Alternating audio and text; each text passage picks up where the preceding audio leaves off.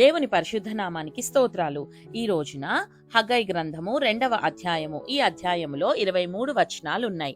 మొదటి వచనం, 7వ నెల 21వ దినమున యెహోవా వాక్కు ప్రవక్తయగు హగ్గయికి ప్రత్యక్షమై సెలవిచ్చినదేమనగా, 2వ వచనం, నీవు యూదా దేశపు అధికారియగు షయల్తీయేలు కుమారుడైన జెరుబ్బాబేలుతోనూ ప్రధాన యాజకుడగు యెహోజాదాకు కుమారుడైన యెహోషువతోనూ శేషించిన జనులతోనూ ఇట్లనుము.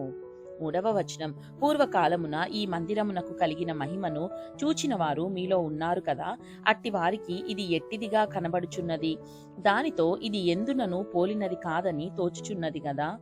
4వ వచనం, అయినను యెహోవా ఆజ్ఞ ఇచ్చినదేమనగా, జెరుబ్బాబేలు ధైర్యము తెచ్చుకొమ్ము, ప్రధాన యాజకుడగు యెహోజాదాకు కుమారుడవైన యెహోషువ ధైర్యము తెచ్చుకొమ్ము, దేశములో నున్న సమస్త జనులారా ధైర్యము తెచ్చుకొని పని జరిగించుడి, నేను మీకు తోడుగా ఉన్నాను, ఇదే సైన్యములకు అధిపత్యగు యెహోవా వాక్కు.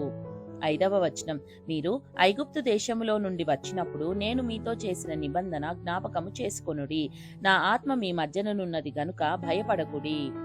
6వ వచనం, మరియు సైన్యములకు అధిపత్యగు యెహోవా సెలవిచ్చినదేమనగా, ఇక కొంతకాలము ఇంకొక మారు ఆకాశమును భూమిని సముద్రమును నేలను నేను కంపింపజేతును.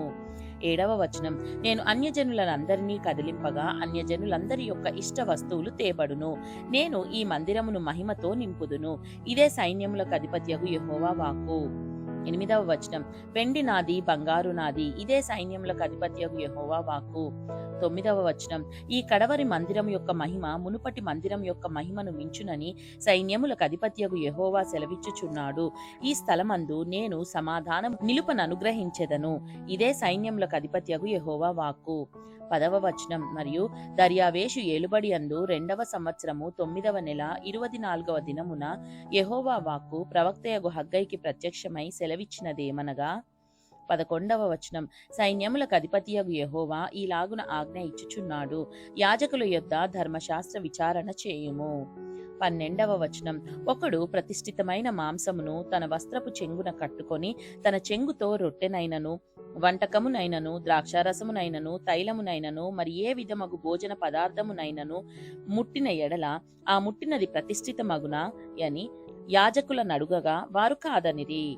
13వ వచనం, శవమును ముట్టుట వలన ఒకడు అంటుపడి అట్టి వాటిలో దేనినైనను ముట్టిన ఎడల తాను ముట్టినది అపవిత్రమగునాయని హగ్గయి మరల నడుగగా యాజకులు అది అపవిత్రమగుననిరి.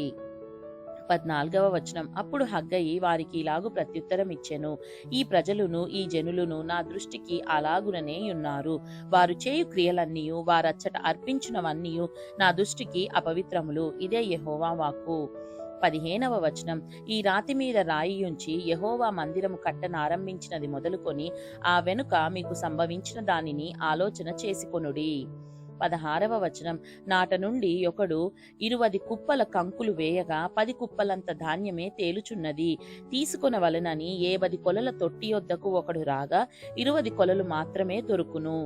17వ వచనం, తెగులుతోనూ కాటుకతోనూ వడగండ్లతోనూ మీ కష్టార్జితం అంతటినీ నేను నాశనము చేసి ఉన్నాను, అయినను మీలో ఒకడునూ తిరిగి నా యొద్దకు రాలేదు, ఇదే యెహోవా వాక్కు.